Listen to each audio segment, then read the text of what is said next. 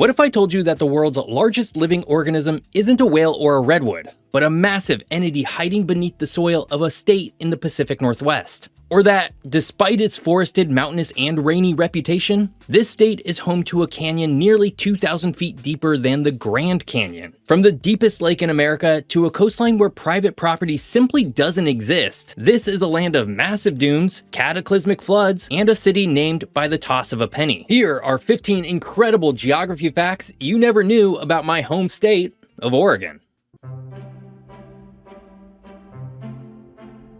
Formed approximately 7,700 years ago, Crater Lake is the crown jewel of the Cascade Mountains. It wasn't created by a slow glacial process, but by the violent cataclysmic eruption and subsequent collapse of Mount Mazama. This created a caldera so deep, 1,949 feet, that it stands as the deepest lake in the United States and the 11th deepest in the world. What makes its geography truly unique, though, is its isolation. The lake has no rivers flowing into or out of it. Instead, the water level is maintained entirely by a balance of evaporation and massive amounts of annual snowfall. Because there's no sediment runoff from tributary rivers, water is incredibly pure, allowing sunlight to penetrate deep into the abyss. This results in an intense, indescribable blue color that has fascinated geographers and tourists for over a century. And of course, if you want to see me explore Crater Lake in person, you can do so over on my travel channel. Within the Malheur National Forest of Eastern Oregon is potentially the world's largest living organism by mass and volume. It's not a whale or a redwood tree. It's a fungus. Known as the honey mushroom, this gargantuan colony covers 2,200 acres, roughly the size of 1,665 football fields. Most of the organism exists underground as a network of root-like filaments called rhizomorphs, which spread through the soil and timber. To a hiker, it might just look like a few clusters of gold-capped mushrooms, but genetically, it's one massive continuous individual. It's estimated to be at least 2,400 years old, though some geologists believe it could be as old as 8,000 years. Its sheer scale and age make it a biological wonder that reshapes our understanding of how life interacts with the Earth's crust. While the Grand Canyon in Arizona gets all the fame, Oregon, along with its neighbor Idaho, hosts the deepest river gorge in North America. Carved by the relentless flow of the Snake River, Hell's Canyon reaches a staggering depth of 7,993 feet. To put that in perspective, it's nearly 2,000 feet deeper than the Grand Canyon. But geography here is vertical and rugged, showing off millions of years of volcanic activity and tectonic shifts. The canyon walls offer a vertical timeline of the Earth's history, revealing layers of basalt and metamorphosed rock. Because there are no bridges spanning the canyon for hundreds of miles, it remains one of the most remote and geographically isolated regions in the lower 48, offering a glimpse into the raw, prehistoric power of river erosion on a continental scale. Oregon's landscape was fundamentally rewritten at the end of the last ice age by the Missoula floods. When a massive glacial lake in Montana repeatedly breached its ice dam, it sent walls of water 400 feet high racing across the Pacific Northwest. This water didn't just flow, it scoured. It carved out the jagged cliffs of the Columbia River Gorge and stripped away billions of tons of soil from eastern Washington. The water eventually pooled in the Willamette Valley, depositing thick layers of nutrient-rich topsoil, known as alluvium. This single geographic event transformed Oregon from a potentially rocky wasteland into one of the most fertile agricultural regions on the planet. Today, the catastrophic flood path is still visible through the channeled scablands, and the massive boulders, known as erratics, left behind in the middle of valley fields. Stretching for 40 miles along the central Oregon coast, the Oregon Dunes National Recreation Area represents the largest expanse of coastal sand dunes in North America. These aren't just small beach mounds. Some dunes reach heights of 500 feet above sea level. Their existence is a perfect geographic storm of wind, water, and geology. The sand originates from the erosion of the Coast Range Mountains, carried to the ocean by rivers, and then pushed back onto the land by the powerful Pacific currents and summer winds. Over thousands of years, these forces have created a shifting landscape of tree islands, where small forests are slowly being swallowed or revealed by the moving sand. It's a rare example of a desert-like environment occurring in a region famous for its rain, proving that Oregon's geography is far more diverse than many people realize. The Oregon Trail was more than just a path. It was an over 2,000-mile geographic artery that connected the settled East to the Wild West. Between the 1840s and 1860s, roughly 400,000 pioneers crossed this rugged terrain. The journey was so grueling and the wagon traffic so heavy that the geography of the state was permanently scarred. In many parts of eastern Oregon, such as near Baker City, you can still see the swales, or ruts worn into the earth by the iron-shod wheels of thousands of wagons. These physical marks serve as a geographic monument to one of the largest mass migrations in human history. The trail dictated where towns were built, where roads were eventually paved, and why the majority of the state's population still lives in the Willamette Valley, the trail's ultimate destination. Founded in 1811 at the mouth of the Columbia River, Astoria holds the title of the oldest American settlement west of the Rocky Mountains. It was established by John Jacob Astor's Pacific Fur Company as a strategic trade hub, and its location was chosen for purely geographic reasons. It sat at the gateway between the Pacific Ocean and the vast interior of the continent via the Columbia River. The site was a contested piece of geography, shifting between American and British control during the early 19th century. Its survival ensured that the United States had a permanent presence in the Oregon Country, a massive territory that once included parts of modern-day Canada. Today, Astoria's steep hills and Victorian architecture reflect its history as a rugged port town that quite literally put the American West on the map.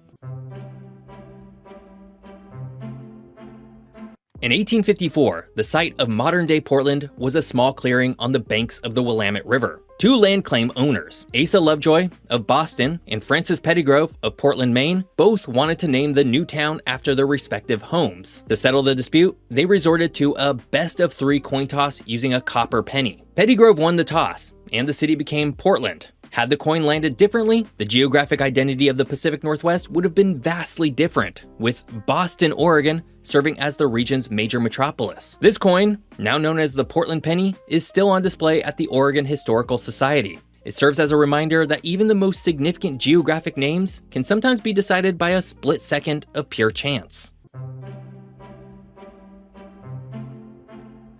In the late 1930s and early 1940s, the geography of isolation led to a brief political rebellion. Residents of Southern Oregon and Northern California felt ignored by their distant state capitals in Salem and Sacramento. The roads were poor, and the rugged mountain terrain made communication difficult. In protest, they proposed the creation of a 49th state called Jefferson. On November 27, 1941, a group of armed men even seceded, appointing a governor and blocking Highway 99 to hand out proclamations of independence. The movement gained national attention and might have succeeded if not for the attack on Pearl Harbor just days later, which unified the country and ended the secessionist talk. Today, the state of Jefferson remains a cultural, geographic identity in the region, often signified by a gold seal with 2 X's, representing being double-crossed by the two governments. The name Oregon is one of the most etymological mysteries of North American geography. Unlike states with clear origins like Washington or Georgia, the word Oregon appeared on maps long before it was explored. Some historians believe it comes from the French word ouragan, meaning hurricane, referring to the fierce winds of the Columbia River. Another early theory points to the Spanish word oregon, meaning big ear, a name Spanish explorers supposedly gave to the indigenous people of the region. A more technical geographic theory suggests it was a misspelling of the Usconsic River on an early 18th century map that was then copied and moved further west by later cartographers. Regardless of its origin, the name became a rallying cry for westward expansion and eventually defined the borders of the 33rd state.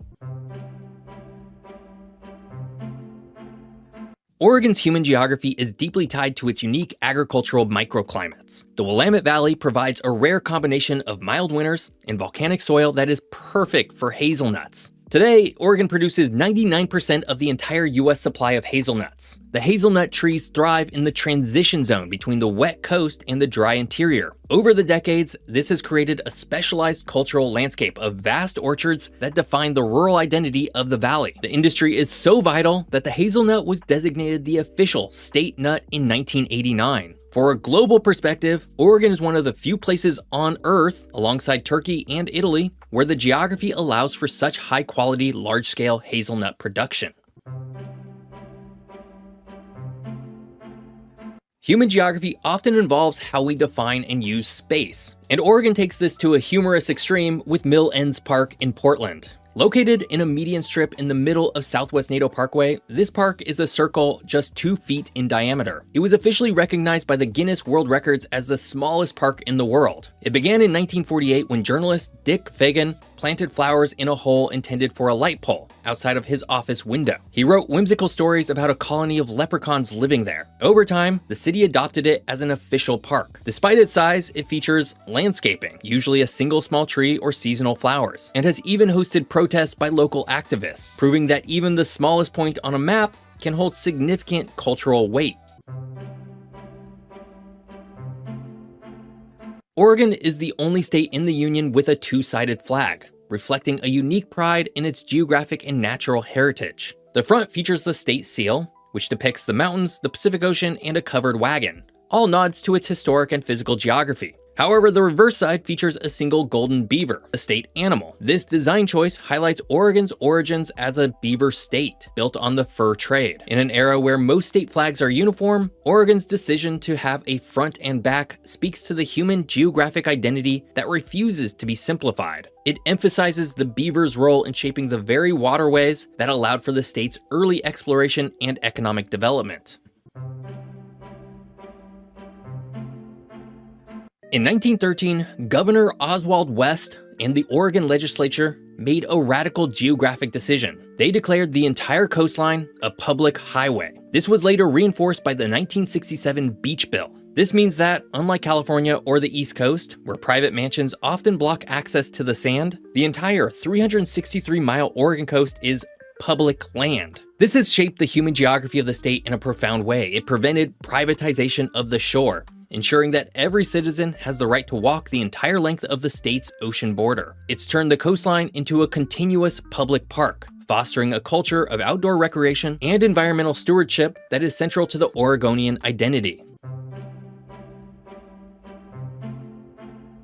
Oregon is home to a unique human geographic experiment called the urban growth boundary. To prevent the urban sprawl seen in places like Los Angeles or Phoenix, Oregon law requires every city to draw a firm line around its metropolitan area. Inside the line, high-density development is encouraged. Outside the line, the land is strictly preserved for farms and forests. If you fly over Oregon, the geographic impact is startling. You can see a residential street end abruptly, and right across the fence, a pristine orchard or forest begins. This policy has kept Oregon cities relatively compact and walkable while protecting the very geography that makes the state beautiful. It's perhaps the most significant way Oregonians have used law to dictate the physical layout of their human environment. Oregon is my home. To me, it's so incredible in so many different and varied ways that it's hard to boil down to just 15 facts. But that just means that maybe I'll do another special edition video about Oregon in the near future. Hey, speaking of Oregon, this week I'm traveling all around Astoria to show in person what the Pacific Northwest's first settlement looks like today and why it should have become the West Coast New York City. So come join me over on my travel channel. I hope you enjoyed learning all about Oregon. If you did, be sure to check out this video all about Chile. Thanks for watching. See you next week.